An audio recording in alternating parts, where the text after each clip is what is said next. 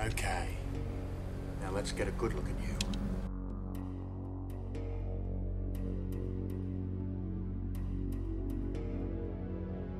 Hold it. Run that back. Wait a minute. Go right. There, freeze that. Full screen. Okay, freeze that. Tighten up on that way. Vector in on that guy by the back wheel. Zoom in right here on this spot. With the right equipment, the image could be enlarged and sharpened. What's that? It's an enhancement program. Can you clear that up any? I don't know. Let's enhance it. Enhance section A6. I enhanced the detail, and I think there's enough to enhance. Release it to my screen. Enhance the reflection in her eye. Let's run this through video enhancement. Edgar, can you enhance this? Hang on. I've been working on this reflection. Someone's reflection. The reflection. There's a reflection of the man's face. The reflection. There's a reflection. Zoom in on the mirror. You can see a reflection. Can you enhance the image from here? Can you enhance him right here? Can you enhance it? Can you enhance it? Can we enhance this? Or can you enhance it? hold on a second, I'll enhance. Zoom in on the door. Times 10. Zoom. Move in. More. Wait, stop. Stop. Pause it. Rotate us 75 degrees around the vertical, please. Stop. And go back to the part about the door again. Got an image enhancer that can bitmap? Maybe we can use the Pradeep Sen method to see into the windows. This software is state of the art. The eigenvalue is off. With the right combination of algorithms. He's taken illumination algorithms to the next level, and I can use them to enhance this photograph. Lock on and enlarge the z-axis. Enhance. Enhanced. Freeze and enhance. Ah, Tips and Bricks has gone political. Another fallen soldier, it seems. Your lightsabers will make a fine addition to my collection. So, Tips and Bricks have messed up. But the whole post isn't bad. There are some good parts to it that one should merit before criticising this post. I mean, the vast majority of the review is good and has a new perspective on these minifigs, essentially. I mean, you can take a look at the Brick Set 1 review, and that's just gone through minifig by minifig. Whereas in this case, some of the positives of this review include showing what different faces would look like on the character, as in, like, you know, different genders essentially, as well as showing what these characters would look like using flesh tones. But as always, when it comes to me criticising stuff, they did mess up by going political. And those two, and that was shown in their diversity and inclusion sections, which were slides 7 and 8, and they were particularly interesting.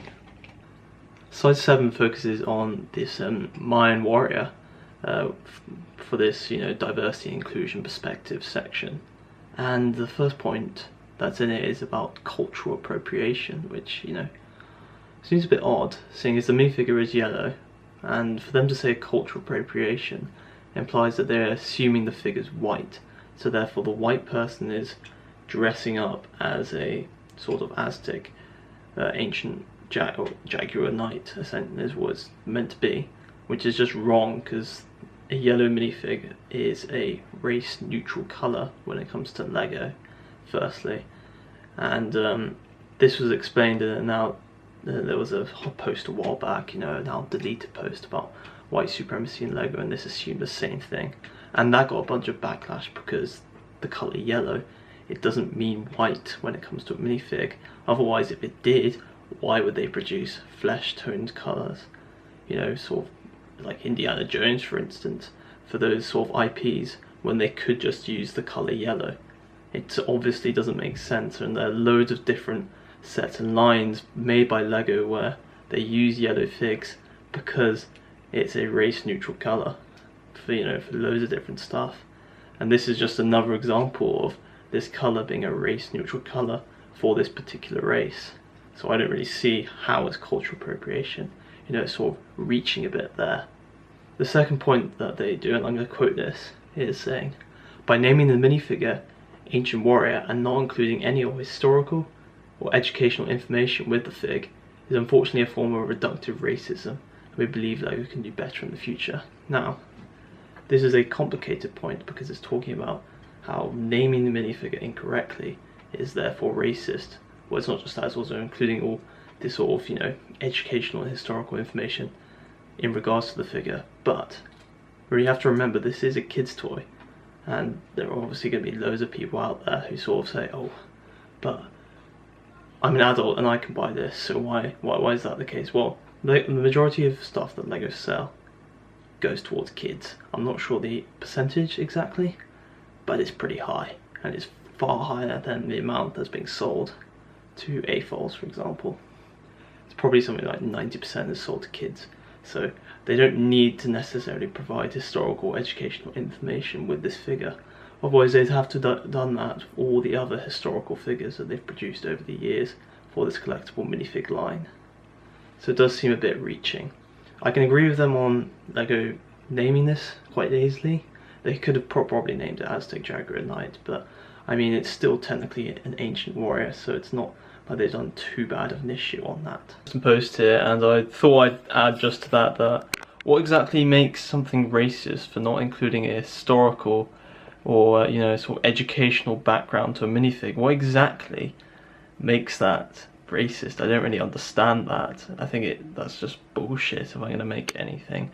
That's like saying if you didn't include any sort of educational background on, I don't know, Marie Curie, for example, then that's just sexist, where it doesn't really make much sense, you know, in a way. To sort of add further evidence of it being a race-neutral colour, I mean, just go onto the LEGO website and they have this page on diversity and inclusion, and guess what? All of their minifigs are yellow. So why would they have that? If it wasn't a race-neutral colour, then they would include, I don't know, for example, you know, with the black, when you have, you know, what's his name? The guy from MCU, I can't, Nick Fury, that's it. Why wouldn't they have him in this, for example, or even white, for example, if this was like not a race-neutral colour, i.e. white, then why would there not be black minifigs in here, why, etc. Like, it obviously is a race-neutral colour. Just go onto the LEGO website on this diversity and inclusion page and you'll see it here. Now, Bricks and Pieces is actually a LEGO ambassador network, or at least part of it, and one of the requirements for that is that you have to adhere to the sort of guideline, you know, the sort of LEGO group guidelines, and obviously that sort of implies that they agree with this diversity and inclusion policy by LEGO that's on their website. So I don't know why they're necessarily calling out LEGO for using yellow figs when that's part of their sort of inclusion in a sense. They've literally shown it on the website to be so. It's kind of really odd in a sense, and I'm not really sure why LEGO or not LEGO, sorry, Tips and Bricks are saying that kind of stuff. It's kind of dumb in a weird sense. No offense, Tips and Bricks, but yeah.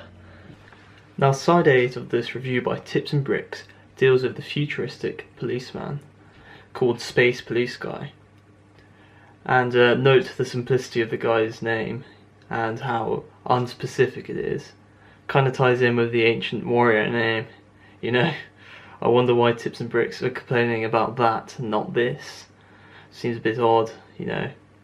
Now, the issue that Tips and Bricks have with this fig is the inclusion of the riot shield and the baton in this minifigure due to the recent BLM protests, as well as, you know, the Capitol riots, you know, by the Trump supporters when they stormed it, essentially.